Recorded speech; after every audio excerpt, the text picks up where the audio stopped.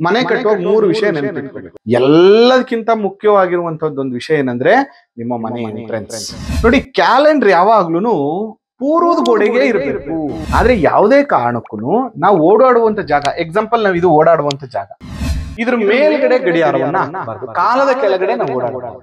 ಗಡಿಯಾರವನ್ನ slow ಆಗು ನಿಲ್ಸ್ಕೋಬಾರ್ದು, ಗಡಿಯಾರವನ್ನ fast ಆಗು ನಿಲ್ಸ್ಕೋಬಾರ್ದು. ನಂಗೆ ತುಂಬಾ ಮನೇಲಿ ಪ್ರಾಬ್ಲಮ್ಸ್ ಇದೆ ಅನ್ನೋರಿಗೆ ಅವ್ರನ್ನ ಮನೆ ಖಾಲಿ ಮಾಡಿಸ್ಬಿಟ್ಟು ಉತ್ತರ ಪೂರ್ವದಲ್ಲಿ ದೊಡ್ಡ ಕಿಟಕಿನ ಮನೆಗೆ ತಗೊಂಡೋಗಿ ಬಿಟ್ಬಿಡಿ ಒಂದ್ 6 ತಿಂಗಳು, ಆಟೋಮೆಟಿಕಲಿ ಇಂಪ್ರೂವ್ಮೆಂಟ್ ಆಗ್ತಾರೆ. ನೋಡಿ, ಮೊದಲನೇದಾಗಿ ಟಿವಿಯನ್ನ ನಾರ್ತ್ ಝೋನ್, ಉತ್ತರಾಭಿಮುಖವಾಗಿ ಇಡಿ, ತುಂಬಾ ಒಳ್ಳೇದು. ಇಲ್ಲ ಪಶ್ಚಿಮಾಭಿಮುಖವಾಗಿ ಇಡಿ, ಅಂದ್ರೆ ಪಶ್ಚಿಮದ ಗೋಡೆ ಟಿವಿ ಹಾಕಿ ಹಾಲಲ್ಲಿ ಡಿಸ್ಟರ್ಬೆನ್ಸ್ ಆಗುವಂತ ಜಾಸ್ತಿ. ಎಕ್ಸಾಂಪಲ್, ನಿಮ್ಗೆ ತುಂಬಾ ದೇವ್ರ ಫೋಟೋಗಳನ್ನ ಇಡುವಂತದ್ದು, ಮತ್ತೆ ತುಂಬಾ ಕಾಲ ಆಗಿರುವಂತವ್ರು ಎಲ್ಲರ ಫೋಟೋಗಳನ್ನ ಲೈನ್ ಜೋಡಿಸುವಂತದ್ದು, ಈ ತರ ಮಾಡ್ಕೋಬಾರ್ದು. ಲಕ್ಷ್ಮಿ ಮತ್ತು ದರಿದ್ರ ಲಕ್ಷ್ಮಿ ಇಬ್ರು ಇರ್ತಾರೆ. ಲಕ್ಷ್ಮಿ ಶುದ್ಧವಾಗಿರುವ ಜಾಗದಲ್ಲಿದ್ರೆ ದರಿದ್ರ ಲಕ್ಷ್ಮಿ ಅಶುಚಿಯಾದ ಜಾಗದಲ್ಲಿ ಇರ್ತಾಳೆ. ಅದಕ್ಕೆ ಅಡಿಗೆ ಮನೆಗೆ ಸ್ನಾನ ಮಾಡದೆ ಹೋಗ್ಬೇಡಿ. ಮತ್ತೆ ಎಲ್ಲಾ ವಾಸ್ತು ಎಕ್ಸ್ಪರ್ಟ್ ಗಳ ಮೇಲೆ ಒಂದು ಡೌಟ್ ಇದೆ. ಅವ್ರು ಕರೆದ್ರೆ ಸಾಕು ಅದೋಡಿ ಅಂತಾರಪ್ಪ, ಅವ್ರು ಕರೆದ್ರೆ ಸಾಕು ಇಷ್ಟು ಲಕ್ಷ ಖರ್ಚು ಮಾಡಿಸ್ತಾರಪ್ಪ ಅಂತ. ನೀವು ಕಟ್ಟುವಾಗ್ಲೇನೆ ಶಾಸ್ತ್ರೋಕ್ತ ಕಟ್ಕೊಬಿಟ್ರೆ, ಕಟ್ಟುವಾಗ್ಲೇನೆ ಕೇಳಕ ಕಟ್ಬಿಟ್ರೆ ನಿಮಗ್ ದುಡ್ಡೇ ಖರ್ಚಾಗಲ್ಲ. ಹೊರಗಡೆ ಇನ್ನ ಮೇನ್ ಹಾಲು, ಪ್ರತಿಯೊಬ್ರು ಬರೋರು ಹಾಲಲ್ಲೇ ಕೂತಿರ್ತಾರೆ. ಏನ್ ನೋಡೋದು ಎಲ್ಲ ಇಲ್ಲೇ ನೋಡ್ತಾ ಇರ್ತಾರೆ. ಬೆಡ್ರೂಮ್ ಜಾಸ್ತಿ ಜನ ಹೋಗಲ್ಲ. ಹಾಲು ಯಾವ ತರ ಇರಬೇಕು, ಏನೇನು ವಸ್ತು ಇರಬೇಕು ಇರಬಾರ್ದು ಇಲ್ಲಿ ಅಂತ. ಕರೆಕ್ಟ್. ನೋಡಿ, ಸಾಮಾನ್ಯವಾಗಿ ಮೊದಲನೇದಾಗಿ ನಮ್ಮ ಹಾಲಲ್ಲಿ ನಾವು ಮನೆ ಒಳಗಡೆ ಬರುವಾಗ ಹೊರಗಡೆ ಹೋಗುವಾಗ ಬೆಳಿಗ್ಗೆ ಎದ್ದ ತಕ್ಷಣ 2 ವಿಷಯಗಳನ್ನ ನೋಡ್ತೀವಿ. ಒಂದು ಕ್ಯಾಲೆಂಡರ್ ನೋಡ್ತೀವಿ, ಇವತ್ತು ಏನಿದೆಯಪ್ಪ ಒಳ್ಳೇದು ದಿನಗಳಿಗೆ, ಅಥವಾ ಕೆಲವು ರಾವು ಕಾಲ, ಗುಳಿಕ ಕಾಲ, ಇದೆಲ್ಲ ನೋಡ್ಕೊಂಡು ಹೋಗೋದು ಒಂದು ಅಭ್ಯಾಸ ಇರುತ್ತೆ. ನೋಡಿ, ಕ್ಯಾಲೆಂಡರ್ ಯಾವಾಗ್ಲೂ ಪೂರ್ವದ ಗೋಡೆಗೆ ಇರಬೇಕು. ಇದನ್ನ ಗಮನದಲ್ಲಿ ಇಟ್ಕೊಳ್ಳಿ. ಪೂರ್ವ ಸೂರ್ಯ ಉದಯ ಆಗುವಂತ ದಿಕ್ಕು. ಕಾಲಗಣನೆ ಎಲ್ಲಿಂದ ಶುರುವಾಗುತ್ತೆ? ಸೂರ್ಯನಿಂದನೇ ಶುರುವಾಗುತ್ತೆ. ಅದರಿಂದ ಪಶ್ಚಿಮಾಭಿಮುಖವಾಗಿ ನೋಡುವಂತ ರೀತಿಯಲ್ಲಿ ಪೂರ್ವದ ಗೋಡೆಯಲ್ಲಿ ಕ್ಯಾಲೆಂಡರ್ನ ಹಾಕ್ಬೇಕು. ಎರಡನೇದಾಗು ಗಡಿಯಾರ ಕಾಲ, ಅದನ್ನ ಪೂರ್ವದ ಗೋಡೆಗೆ ಹಾಕ್ಬೇಕು, ಇಲ್ಲ ಉತ್ತರದ ಗೋಡೆಗೆ ಹಾಕ್ಬೇಕು. ಉತ್ತರ ತುಂಬಾ ಒಳ್ಳೇದು. ಫೈನಾನ್ಷಿಯಲಿ ಇಂಪ್ರೂವ್ಮೆಂಟ್ ಬೇಕು ನಮ್ಗೆ ಅನ್ನುವಂಥವ್ರು ಉತ್ತರದ ಗೋಡೆಗೆ ಹಾಕಿ. ಇಲ್ಲ ನಾವು ವೆಲ್ತ್ ಎರಡೂ ಚೆನ್ನಾಗಿ ಆಗ್ಬೇಕು ಅಂತಂದ್ರೆ ಇದನ್ನ ಪೂರ್ವದ ಗೋಡೆಗೆ ಹಾಕೊಳ್ಳಿ. ಆದ್ರೆ ಯಾವುದೇ ಕಾರಣಕ್ಕೂ ನಾವು ಓಡಾಡುವಂತ ಜಾಗ, ಎಕ್ಸಾಂಪಲ್ ನಾವು ಇದು ಓಡಾಡುವಂತ ಜಾಗ, ಇದ್ರ ಮೇಲ್ಗಡೆ ಗಡಿಯಾರವನ್ನ ಹಾಕಬಾರ್ದು. ಕಾಲದ ಕೆಳಗಡೆ ನಾವು ಓಡಾಡಬಾರ್ದು. ಜೊತೆಗೆ ಎಲ್ಲರಿಗೂ ಒಂದು ಟಿಪ್ಸ್ ಏನ್ ಹೇಳೋದಂದ್ರೆ, ಗಡಿಯಾರವನ್ನ ಸ್ಲೋ ಆಗು ನಿಲ್ಸ್ಕೋಬಾರ್ದು, ಗಡಿಯಾರವನ್ನ ಫಾಸ್ಟ್ ಆಗು ನಿಲ್ಸ್ಕೋಬಾರ್ದು. ಅವೆರಡೂ ಕೂಡ ನಿಮ್ಗೆ ನೆಗೆಟಿವ್ ಆಗುತ್ತೆ. ಕೆಲವರು ಅಯ್ಯೋ ನಾವು ಗಡಿಯಾರ ನೋಡ್ಕೊಂಡು ಬೇಗ ಹೋಗ್ಬೇಕು, ಲೇಟ್ ಆಗ್ಬಿಡುತ್ತೆ ಅಂತ 10 ನಿಮಿಷ ಮುಂದಕ್ಕೆ ನಿಂತ್ಕೊಂಡಿರ್ತಾರೆ. ನೋಡಿ, ಅವ್ರ ಜೀವನದಲ್ಲಿ ತುಂಬಾ ಆತರದ ನಿರ್ಧಾರಗಳನ್ನ ತಗೊಂಡು ಸಮಸ್ಯೆ ಮಾಡ್ಕೋತಾರೆ. ಸ್ಲೋ ಆಯ್ತಾ, ಅವ್ರ ಜೀವನದಲ್ಲಿ ಮಾಡ್ಬೇಕಾದ ಕೆಲಸನ ಸರಿಯಾದ ಟೈಮ್ ಮಾಡದೆ ಫೇಲ್ಯೂರ್ ಆಗ್ತಾರೆ. ಮತ್ತೆ ಸ್ಲೋ ಇಟ್ಕೊಂಡ್ರೆ ಬರ್ಬೇಕಾದ ಯಾವ್ದು ಟೈಮ್ ಕರೆಕ್ಟ್ ಆಗಿ ಬರಲ್ಲ. ಜೊತೆಗೆ ಹಾಲ್ ಇದೆಯಲ್ಲ ತುಂಬಾ ಇಂಪಾರ್ಟೆಂಟ್. ನೋಡಿ, ಎಕ್ಸಾಂಪಲ್ ನಾವು ಹಾಲಿನ ನಾರ್ತ್ ಅಲ್ಲಿ ಇದೀವಿ, ಉತ್ತರದಲ್ಲಿ ಇದೀವಿ.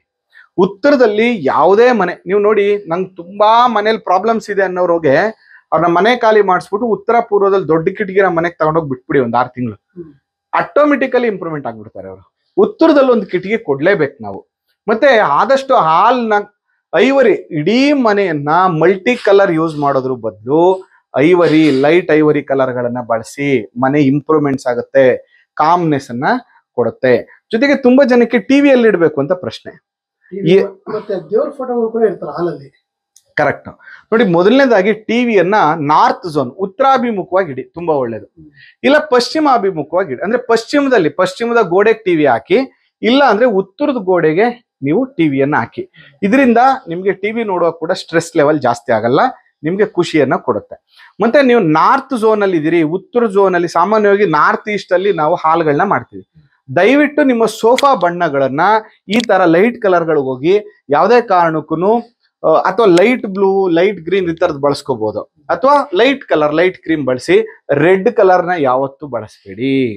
ರೆಡ್ ಕಲರ್ನ ನೀವು ಯೂಸ್ ಮಾಡ್ತು ಅಂತಂದ್ರೆ ನಿಮ್ಗೆ ತುಂಬಾ ತೊಂದರೆಗಳನ್ನ ಅನುಭವಿಸ್ಬೇಕಾಗ್ತದೆ. ಅದರಿಂದ ಹಾಲ್ ಯಾವಾಗ್ಲೂ ಕಾಮ್ ಆಗಿರ್ಬೇಕು. ಹಾಲಲ್ಲಿ ಡಿಸ್ಟರ್ಬೆನ್ಸ್ ಆಗುವಂತ ಜಾಸ್ತಿ. ಎಕ್ಸಾಂಪಲ್, ನಿಮ್ಗೆ ತುಂಬಾ ದೇವ್ರ ಫೋಟೋಗಳನ್ನ ಇಡುವಂಥದ್ದು, ಮತ್ತೆ ತುಂಬಾ ಕಾಲ ಆಗಿರುವಂಥವ್ರು ಎಲ್ಲರ ಫೋಟೋಗಳನ್ನ ಲೈನ್ ಜೋಡಿಸುವಂಥದ್ದು, ಈ ತರ ಮಾಡ್ಕೋಬಾರ್ದು. ಮತ್ತೆ ಡಾರ್ಕ್ ಕಲರ್ಗಳನ್ನ ಹಾಲಲ್ಲಿ ಯಾವುದೇ ಕಾರಣಕ್ಕೂ ಬಳಸಬಾರ್ದು. ನೋಡಿ, ನಿಮ್ಗೂ ಒಂದು ಪ್ರಶ್ನೆ ಬರುತ್ತೆ, ಮರಣ ಹೊಂದಿದವ್ರದ್ದು ಯಾವ ಕಡೆ ಇಡಬೇಕು ಅಂತ. ಎಕ್ಸಾಂಪಲ್ ನೋಡಿ, ನಮ್ಮ ಮುತ್ತಜ್ಜಿ ತಾತ ಅವ್ರ ಫೋಟೋವನ್ನ ನಾನು ಇಲ್ಲಿ ಇಟ್ಟಿದ್ದೀನಿ, ಆಯ್ತಾ. ಇದು ದಕ್ಷಿಣದ ಗೋಡೆ, ಇದು ಉತ್ತರಾಭಿಮುಖವಾಗಿ ಇಟ್ಟಿದ್ದೀವಿ. ಅಂದ್ರೆ ಯಾವಾಗ್ಲೂ ಮರಣ ಹೊಂದಿದವ್ರದ್ದು ಹೇಗಿರ್ಬೇಕು ಅಂದ್ರೆ ದಕ್ಷಿಣದಲ್ಲಿ ಇರ್ಬೇಕು, ಉತ್ತರಾಭಿಮುಖವಾಗಿರ್ಬೇಕು.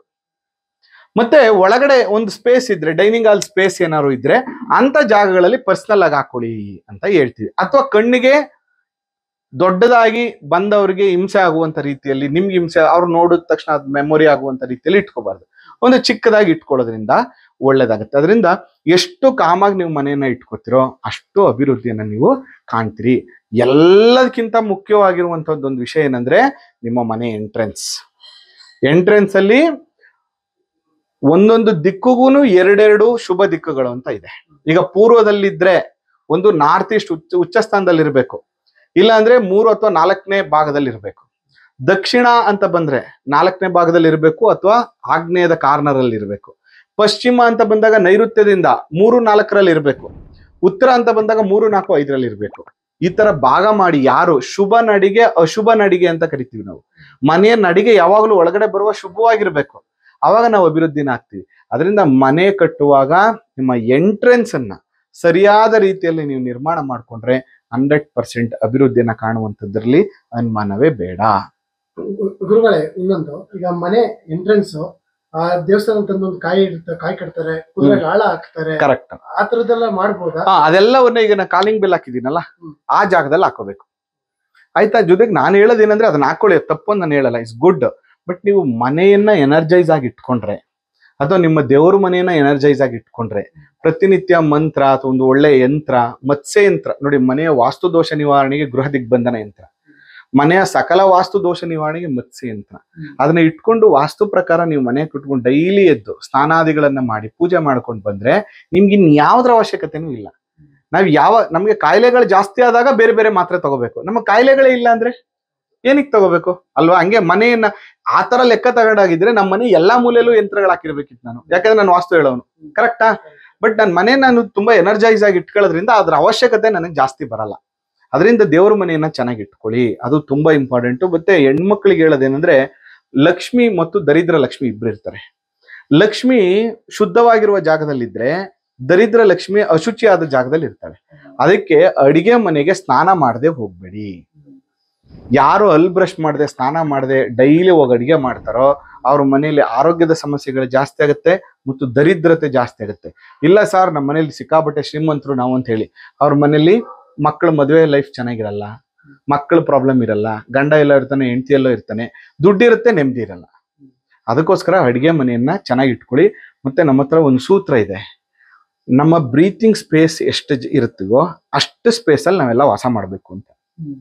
ಅದಕ್ಕಿಂತ ದೊಡ್ಡ ಮನೇಲಿ ನೀವು ವಾಸ ಮಾಡಿದ್ರೆ ನಿಮ್ಗೆ ಏಕಾಂಗಿತನ, ಡಿಪ್ರೆಷನ್ಸು, ಅಗೋಚರ ಬಾಧೆಗಳು ಶುರುವಾಗುತ್ತೆ. ಈಗ ಒಂದು 30-40 ಮನೆ, ನಾವು 3-4 ಜನ ಇದೀವಿ, ಎನಫ್.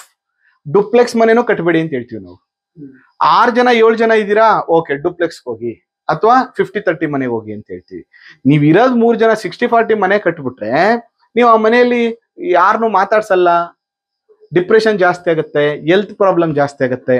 ಅದಕ್ಕೋಸ್ಕರ ಸಂಬಂಧಗಳು ಗಟ್ಟಿ ಇರಬೇಕು, ನಾವು ಹೆಲ್ತಿ ಆಗಿರ್ಬೇಕು, ಒಬ್ರೊಬ್ರು ಆಕ್ಟಿವ್ ಆಗಿರ್ಬೇಕು. ಅಂದ್ರೆ ನೀವು ಎಷ್ಟು ಜನ ಇರ್ತಿರೋ ಅದಕ್ಕೆ ತಕ್ಕಂಗೆ ಮನೆ ಕಟ್ಕೊಳ್ಳಿ ಅಂತ.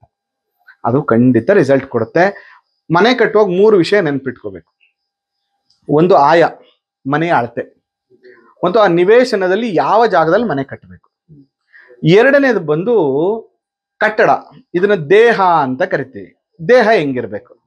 ಮೂರನೇದು ಬಂದು ದೇಹ ಯಾವಾಗ್ಲೂ ಯಂತ್ರದ ತರ ಕೆಲಸ ಮಾಡುತ್ತೆ. ಮೂರನೇದು ಬಂದು ಶಂಕು ಅಂತ ಹೇಳ್ತೀವಿ, ಅದೇ ಆತ್ಮ. ನಿಮ್ಮ ಮನೆಗೆ ಫ್ಯೂಸ್ ಇದ್ದಂಗೆ ಅದನ್ನ ಬ್ರಹ್ಮಸ್ಥಾನದಲ್ಲಿ ಹಾಕ್ಬೇಕು. ಬ್ರಹ್ಮ ವಾಸ್ತು ಪುರುಷನ ರೂಪದಲ್ಲಿ ಭೂಲೋಕದಲ್ಲಿ ಸಂಚಾರ ಮಾಡ್ತಾ ಇದ್ದಾನೆ ಅಂತ. ಅದಕ್ಕೋಸ್ಕರ ಶಂಕು ಸ್ಥಾಪನೆಯನ್ನ ಮಾಡ್ಬೇಕು. ನಮ್ಮ ಮೋದಿಯವರು ರಾಮ ಮಂದಿರ, ಪಾರ್ಲಿಮೆಂಟು, ಹೊಸ ರೈಲ್ವೆ ಸ್ಟೇಷನ್ಗೆಲ್ಲ ಶಂಕು ಹಾಕಿ ಪೂಜೆ ಮಾಡಿದ್ರು. ನಮ್ಮ ದೇಶದ ಪ್ರಧಾನಿ ಅಂತವ್ರು ಮಾಡ್ತಾರೆ. ನಾವು ಅದ್ರ ಬಗ್ಗೆ ಪ್ರಶ್ನೆ ಕೇಳ್ತೀವಿ, ಇದು ಯಾಕೆ ಮಾಡ್ಬೇಕು ಅಂತ. ಅದರಿಂದ ಈ ತರ ಶಾಸ್ತ್ರೋಕ್ತವಾಗಿ ನೀವು ಕಟ್ಕೊಂಡ್ರೆ 100% ಒಳ್ಳೇದಾಗುತ್ತೆ. ಮತ್ತೆ ಎಲ್ಲ ವಾಸ್ತು ಎಕ್ಸ್ಪರ್ಟ್ಗಳ ಮೇಲೆ ಒಂದು ಡೌಟ್ ಇದೆ. ಅವ್ರು ಕರೆದ್ರೆ ಸಾಕು ಅದೋಡಿ ಅಂತಾರಪ್ಪ, ಅವ್ರು ಕರೆದ್ರೆ ಸಾಕು ಇಷ್ಟು ಲಕ್ಷ ಖರ್ಚು ಮಾಡಿಸ್ತಾರಪ್ಪ ಅಂತ.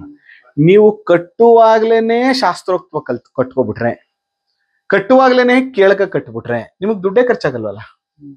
ನೀವು ಸಮಸ್ಯೆ ಮಾಡ್ಕೊಂಡಿರೋದಕ್ಕೆ ಖರ್ಚಾಗ್ತಾ ಇರೋದು. ಅದ್ರ ಜೊತೆಗೆ ನಾವು ಇವಾಗ ಏನ್ ಮಾಡ್ಬಿಡ್ತೀವಿ, ಅಡ್ವಾನ್ಸ್ ವಾಸ್ತು ಅಂತ ಹೇಳಿ ಜನರನ್ನ ದಿಕ್ ತಪ್ಪಿಸುವಂಥದ್ದು. ಎಕ್ಸಾಂಪಲ್, ಈಶಾನ್ಯದಲ್ಲಿ ದೇವ್ರ ಮನೆ ಇರಬಾರ್ದು ಅಂತ ಹೇಳೋದು. ಇದನ್ನ ಮಾಡ್ಕೊಬಿಟ್ರೆ ಒಳ್ಳೇದಾಗ್ಬಿಡುತ್ತೆ, ಅಥವಾ ಇಲ್ಲೇನೋ ತಂದಿಟ್ಬಿಟ್ರೆ ನಿಮ್ಗೆ ದುಡ್ಡು ಬಂದ್ಬಿಡುತ್ತೆ. ಯಾವ್ದು ದುಡ್ಡು ಬರಲ್ಲ ಸರ್. ನಾನು ಅವಾಗಲೇ ಹೇಳದ್ನಲ್ಲ, heaven luck, man luck, earth luck. ಒಂದು ದೇವ್ರ ಅನುಗ್ರಹ, ಎರಡನೇದು ಬಂದು ವಾತಾವರಣ, ಮೂರನೇದು ಬಂದು ನಿಮ್ಮ ಪ್ರಯತ್ನ. ಇವು ಮೂರು ಚೆನ್ನಾಗಿದ್ರೆ ಮಾತ್ರ ಒಳ್ಳೇದಾಗತ್ತೆ. ಯಾವುದೋ ಒಂದು ಎಕ್ಸಾಂಪಲ್, ತುಂಬಾ ಜನ ನೈಋತ್ಯವನ್ನ ಕುಬೇರನ್ ಮೂಲೆ ಅಂತ ಹೇಳ್ತಾರೆ. ಅದು ಕುಬೇರನ್ ಮೂಲೆ ಅಲ್ಲ. ಗಂಡ ಹೆಂಡತಿಯಲ್ಲಿ ಮಲ್ಕೊಳ್ಳೋದ್ರಿಂದ ಚಿನ್ನ ಎಲ್ಲ ಅಲ್ಲಿ ಇಡ್ತಾರೆ, ಅದರಿಂದ ನಾವು ಅದನ್ನ ಆಡು ಭಾಷೆಯಲ್ಲಿ ಕುಬೇರ ಅಂತ ಕರಿತೀವಿ. ಆದ್ರೆ ಎಕ್ಸಾಕ್ಟ್ ನಾರ್ತ್ ಬಂದು ಕುಬೇರ. ಅಲ್ಲಿ ಗಾಳಿ ಬೆಳಕು ಚೆನ್ನಾಗಿ ಬರಂಗ್ ಮಾಡ್ಕೊಳ್ಳಿ, ವೈಯಕ್ತಿಕವಾಗಿ ಫೈನಾನ್ಷಿಯಲ್ ಇಂಪ್ರೂವ್ಮೆಂಟ್ ಆಗ್ತೀರಿ. ನೀವು ಮನೇಲಿ ಕೂತ್ಕೊಂಡು ನೀವು ಅಲ್ಲಿ ಚಿನ್ನದ ತಿಜೋರಿ ತಂದಿಟ್ರು ನೀವೇನು ಆರ್ಥಿಕವಾಗಿ ಇಂಪ್ರೂವ್ಮೆಂಟ್ ಆಗಲ್ಲ.